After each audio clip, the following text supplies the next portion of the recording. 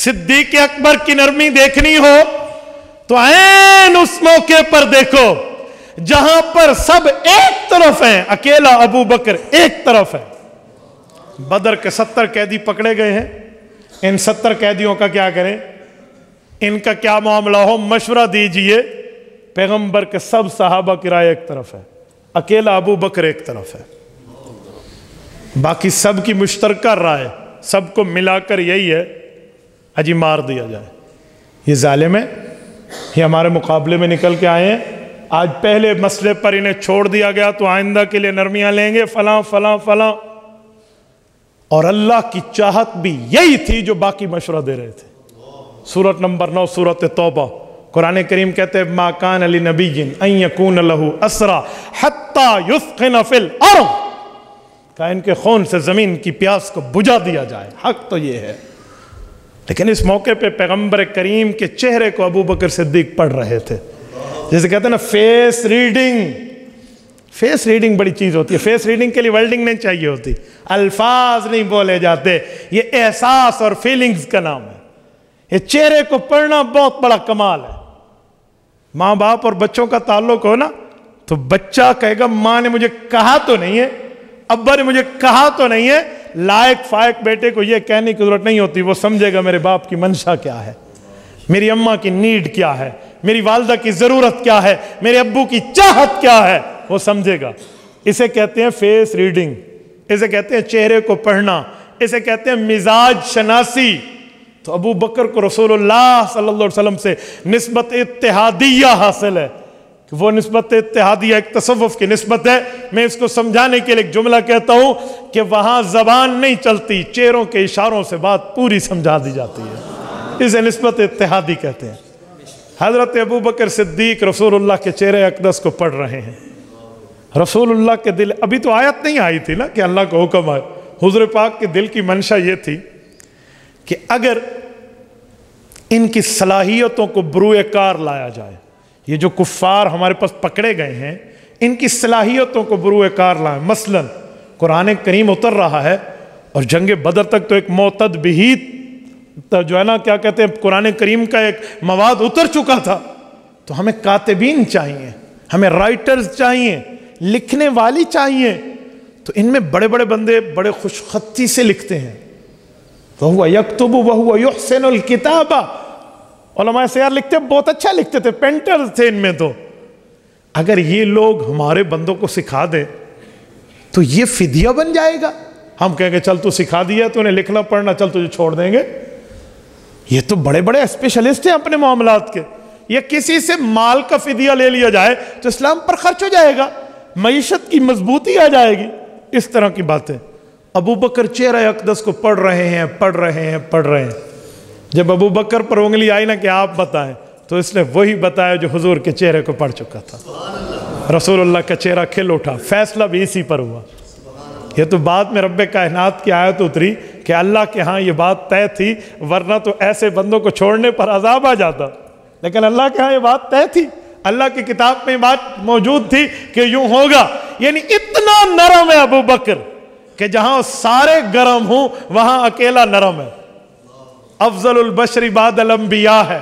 आओ जरा इसकी अकीदे खत्म नबुव्वत पर गर्मी को देखिए।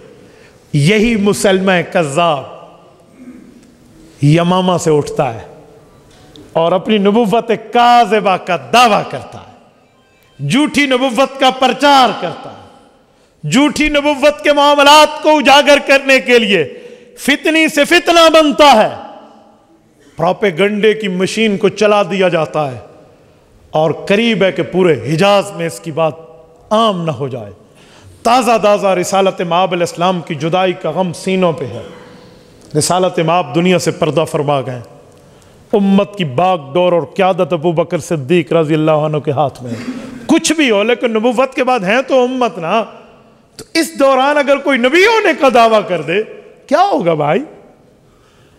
वो ये भी कह दे भाई मैं नबी हूं और अबू बकर तो उम्मती है, वो तो क्रॉस के चक्कर में डायरेक्ट हुआ पड़ा है, तो क्या होगा? ये जब इसकी दावत फैली ना, तो सिद्दीक अकबर रजी अल्लाह तआला अन्हु की बात मौजूद है, अयन कुसुद्दीन व अना हई, کہ لوگ دین پر پروپیگنڈے کی بات لے کر نقصان پہنچانے کے حملے کا سوچیں اور ابو بکر کی جان میں سانس چلے، یہ دو باتیں نہیں ہو سکتی، یہ نہیں ہو سکتا۔ یا ینقص الدین وانا حی کا اور کیا معنی ہے؟ کہ میری نبضیں چلیں، میرا خون دوڑے، میرا دل دھڑکے، میرا دماغ چلے، میری سانس چلے، میری حیاتی برقرار ہو، اور حضور پاک کی دین کے خلاف سازشیں ہوں یا سازشیں ہوں گی، یا ابو بکر اس دھرتی پہ ہوگا، دو کام میں سے ایک کام ہوگا۔ اور یہ کہاں ہے؟ ابو بکر صدیق مدینہ طیبہ میں ہے۔ اور آپ کو پتہ ہے یمامہ کہاں ہے؟ کچھ لوگ سمجھتے ہیں یمامہ یمن کا علاقہ ہے، جی نہیں، سعودیہ کا علاقہ ہے۔ سعودیہ کا کیپٹل آف دا کنگڈم ریاض سے 90 اور 70 کلومیٹر کی مسافت بنتی ہے۔ یمامہ کی علاقہ کی بستی آج بھی وہاں موجود ہے، یہ ریاض کی بالکل قریبی علاقہ ہے، یہاں کے رہنے والے ہیں۔ اور اعلانات ہو گئے، اور یہ بے ایمان جو نبوت کا جھوٹا دعویٰ کر رہا ہے، اس نے بڑے بڑے ریلیف پیکیجز دیے ہوئے ہیں کہ آپ کو مسلمانوں کے نبی تو 5 نمازوں کی کہتے ہیں نا، میں نے اپنی نبوت میں اللہ سے 2 نمازیں بطور معجزہ ختم کروا لی ہیں، لہٰذا 3 پڑھنی پڑیں گی۔ اس طرح کے ریلیف پیکیجز اس نے بنائے ہوئے ہیں۔ اور صحابہ کرام میں ابو بکر صدیق کی ایک تقریر نے جوش کا یہ ایک روح پھونک دی، اور پیغمبر کے صحابہ کو اس کی طرف روانہ کر دیا گیا۔ جب جہاد شروع ہوا ہے اور اس سے لڑائی ہوئی ہے اور اس سے 2 ہاتھ ہوئے ہیں، ایک تفصیل ہے، میں ختم نبوت پر بات کر رہا ہوں۔ یمامہ کی اس دھرتی پر یہ بندہ فی النار ہوا ہے، حضرت وحشی کے ہاتھوں رضی اللہ عنہ یہ قتل ہوتا ہے۔ اسی لیے تو حضرت وحشی فرماتے تھے قتلت خیر الناس ثم قتلت شر الناس، کہ اگر امت میں ایک افضل شخص حضرت حمزہ اسد اللہ و اسد رسولی رضی اللہ عنہ پیغمبر کے چچا جان میری حالت کفر میں میرے ہاتھوں سے دنیا سے گئے ہیں، تو میرے مولا اب کفارہ قبول کر لے، اس دھرتی پر سب سے بے ایمان بندہ مسلمہ بھی میرے ہاتھوں سے گیا ہے۔ یہ قتل ہوا، سب کچھ ہوا، صحابہ کرام واپس پلٹے ہیں۔ آؤ میں کاؤنٹنگ پیش کرتا ہوں، شماریات میں آنا، ذرا حساب میں آنا، توجہ رکھنا۔ صحابہ کرام نے جو پیغمبر علیہ السلام کی ختم نبوت پر پہرا دیا ہے، یہ یمامہ کی میدان میں پیغمبر کے صحابہ نے اس مدعی نبوت سے جنگ لڑی ہے، تو پیغمبر کے صحابہ کامیاب ہوئے ہیں، کامران ہو کر واپس پلٹے ہیں۔ اگر شہداء کی تعداد دیکھیں، یہ جو حدیث سنائی جاتی ہے کہ جب قرآن کے 700 قاری شہید ہوئے تھے، تو سیدنا صدیق اکبر رضی اللہ عنہ کے دور میں یہ سوال پیدا ہو گیا تھا کہ اب دین کے تحفظ میں قرآن کریم کو جمع کیا جائے، ورنہ یوں قراء، ورنہ یوں حفاظ، ورنہ یوں قرآن کے صاحب دنیا سے جاتے رہیں گے، اگلی نسلوں تک قرآن کیسے پہنچے گا، اگلی امتوں تک، اگلی امت کے لوگوں تک قرآن کریم کیسے جائے گا؟ لہذا حفاظ کی کمیٹی بٹھاؤ، حضرت زید بن ثابت بیٹھے، حضرت ابی بیٹھے، حضرت علی بیٹھے، باقی صحابہ بیٹھے، خلفائے اربعہ کی قیادت و نگرانی میں یہ سب جمع ہوئے، قرآن کریم جمع ہوا، بین الضفتین، 2 گتوں کے درمیان جمع ہو کے آج آپ کے اور میرے پاس پیغمبر کا قرآن موجود ہے۔ یہ اسی جنگ میں 700 قراء شہید تھے۔ کل تعداد کتنی تھی میرے دوستو؟ حضور پاک کے ختم نبوت پر پہرہ داری کرتے ہوئے اس ابو بکر کی قیادت میں بھیجا ہوا لشکر 1200 پیغمبر کے صحابہ نے جان کی قربانی دی ہے۔ کتنے صحابہ؟ 1200 صحابہ، 1000 کے ساتھ اوپر 200۔ یہ میں 1200 کا لفظ بڑا کر کے کیوں بتا رہا ہوں؟ اس کے پیچھے بھی ایک تاریخ ہے۔ رسالت مآب کو جہاد کا جو اجازت نامہ ملا ہے، اس وقت ملا جب پیغمبر کریم کی عمر مبارک 53 سال تھی۔ مکہ مکرمہ سے ہجرت کر کے مدینہ طیبہ آ چکے ہیں۔ آخری 10 سال میں پیغمبر کریم پر حکم جہاد اترا، اور رب نے فرمایا اذن للذین یقاتلون بانہم ظلموا، اب انہیں اجازت ہے، بلال اب امیہ سے تو بدلہ لے سکتا ہے، اب تمہیں جہاد کا حکم ہے، اب خباب ابن عرت کے بدلے اتارنے کا وقت آ گیا ہے، اب زنیرہ کی شہادت کا بدلہ لیں گے، اب حضرت یاسر حضرت سمیہ کی ظلمن شہادت کے بدلے لیے جائیں گے، بِأَنَّهُمْ ظُلِمُوا، ان پر ظلم ہوا، یہ ان کو لڑنے کی اجازت ہے۔ یہ جہاد کا اعلان ہوتا ہے۔ آخری پیغمبر کی دنیاوی 10 سال میں پیغمبر کریم نے 427 مہم جوئیاں کی ہیں، جن میں 27 غزوات ہیں اور 400 سریات ہیں۔ غزوات کا معنی بنفس نفیس رسالت مآب شریف ہے، اس پہ شریک ہیں، اور سریات کا معنی کہ پیغمبر کی نگرانی میں پیغمبر کے حکم سے صحابہ کا لشکر گیا ہے۔ پوری ان 10 سالہ تاریخ میں 427 مہم جوئیوں میں کتنے بندے دنیا سے گئے ہیں، ان کا بھی حساب کر لیں اور یمامہ کی جنگ کا بھی کر لیں، کاؤنٹنگ کر کے دیکھ لیتے ہیں کہ کتنے بندوں نے پیرا داری پر یہاں جان دی ہے اور وہاں کتنے بندے شہید ہوئے ہیں۔ بدر سے لے کر تبوک تک آ جائیے اور سریہ میں بنو شہرہ تک آ جائیے، آخر تک آ جائیے، آپ دیکھ لیجئے کتنے ہیں، سب کچھ سمجھ آ جائے گا۔ تمام غزوات کو ملائیں، تمام سریات کو ملائیں، مسلمان پلس کافر دونوں کے اموات کی تعداد ملائیں، 740 بھی نہیں بنتی۔ میرے دوستو، میں آپ کی ایمان پہ دستک دے رہا ہوں، میں نے تبھی نعرہ رکوایا ہے، میں بھائی کے جذبات کی قدر کرتا ہوں، آپ نیور مائنڈ، لیکن میں نے گفتگو کو سبق سمجھ کے بات کی ہے نا۔ جلسوں میں بات نعروں کے حوالے نہیں کرنی چاہیے، سارے کہیں گے نعرے تے بڑے وجن ہیں، لیکن ہم دل کی تختی پر تھوڑی یوں دستک دے کر سوچیں کہ ختم نبوت کا مسئلہ کتنا اہم ہے۔ مجھے آپ اپنے مسلک کا خطیب نہ سمجھیے، وکیل سمجھیے، وکیل سناٹے میں بولتا ہے، تو مجھے توجہ آپ کی چاہیے۔ پوری ان مہم جوئیوں میں تعداد اموات 739 ہے، 40 بھی نہیں ہے، 750 کے اندر ہے۔ مسلمان کافر دونوں ملا کر، اپنے پرائے دونوں ملا کر، صرف صحابہ کی بات نہیں کر رہا، جو ان کے قتل ہوئے وہ اور جو ہمارے شہداء وہ سارے ملا کر 750 کے اندر ہیں۔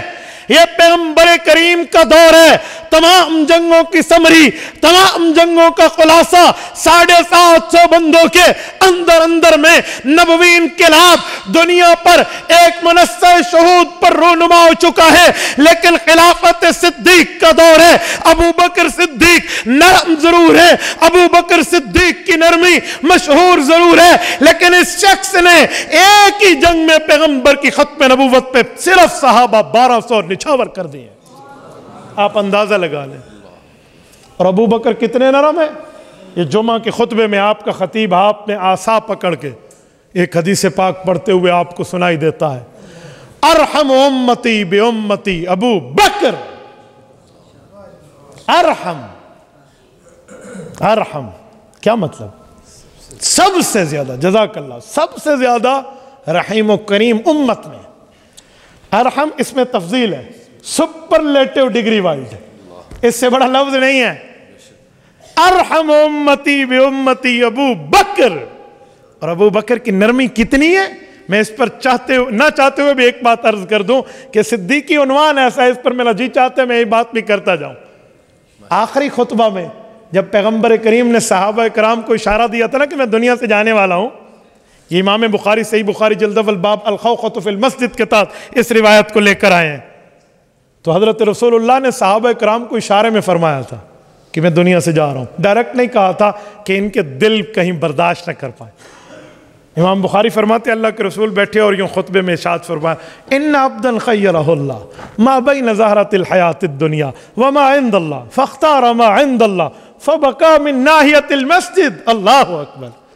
کہا صحابہ بیٹھے، رسالت مآب نے ان کو کہا لوگوں ایک شخص کی بات سناؤں، کہ جی ضرور سنائیے، ارشاد فرمائیے۔ فرمایا ایک شخص کی مثال ہے کہ اس کا اللہ سے رابطہ ہو گیا، رب کریم نے اس سے پوچھا بتا کیا چاہتا ہے، انہوں نے کہا اللہ آپ فرمائیے۔ کہا اللہ نے کہ میرے بندے جب تک دنیا میں رہنا چاہتا ہے رہ، میں تجھے زندگی دیتا ہوں، اور جب میرے پاس آنا چاہے پھر میرے پاس آ جانا، تجھے اختیار ہے دنیا میں رہنا چاہے یا میرے پاس آئے، تیری مرضی، یہاں رنگینیوں میں رہے یا رفیق اعلیٰ میں آ۔ تو صحابہ کرام عام بندے جو عام نایا طبقہ ایمان لانے والے، وہ یوں واقعہ سن رہے ہیں کہ پیغمبر کریم علیہ التحیۃ والتسلیم ایک شخص کی بات سنا رہے ہیں، عام بندہ وہاں تک نہیں پہنچا۔ تو صحابہ نے اشاروں میں گویا زبان حال سے پوچھا کہ یا رسول اللہ اس شخص نے اللہ کو کیا رپلائی دیا، کیا جواب دیا؟ تو رسالت مآب نے فرمایا فاختار ما عند اللہ۔ ادھر تک تو سارے سن رہے تھے، اور یہاں پر بھی سارے سن رہے تھے کہ اس نے اللہ کی بات کو مان لیا، وہ اللہ کے پاس جائے گا۔ اس موقع پہ ابو بکر کا دل کھول اٹھا، فبکا من ناحیت المسجد، ابو بکر نے کونے سے برداشت بہت کیا کہ پی جاؤں، لیکن برداشت کے قابل نہ رہے، جب گلاس بھر جائے تو باہر بہنا بھی ہے نا، تو ابو بکر کے رونے کی آوازیں باہر نکلنا شروع۔ نائے لوگوں نے تو یوں دیکھا کہ اس شیخ اور بوڑھے کو کیا ہو گیا ہے، یہ کیوں رو رہا ہے، رسول اللہ تو کسی کی بات کر رہے ہیں۔ لیکن ابو بکر سمجھتے تھے یہ کسی کی بات نہیں ہے، حضور اپنی بات فرما رہے ہیں۔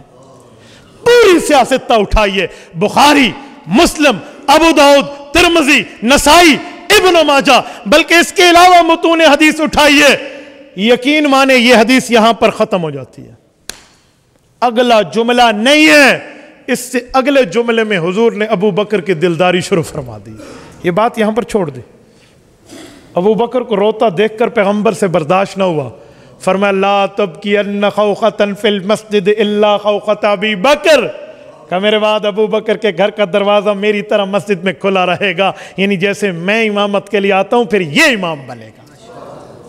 یہ حدیث پاک سنانے کا ایک ہی مقصد ہے کہ یہ اتنا نرم ہے، ابھی خبر آئی نہیں ہے، ابھی معاملہ ہوا نہیں ہے، ابھی کوئی چیز واقع ہوئی نہیں ہے، رسول اللہ نے ابھی دنیا سے پردہ فرمایا نہیں ہے، صرف ایک اوپنلی بات وہ بھی اشاروں میں کی جا رہی ہے، اور ابو بکر کی دھاڑیں نکل گئی ہیں۔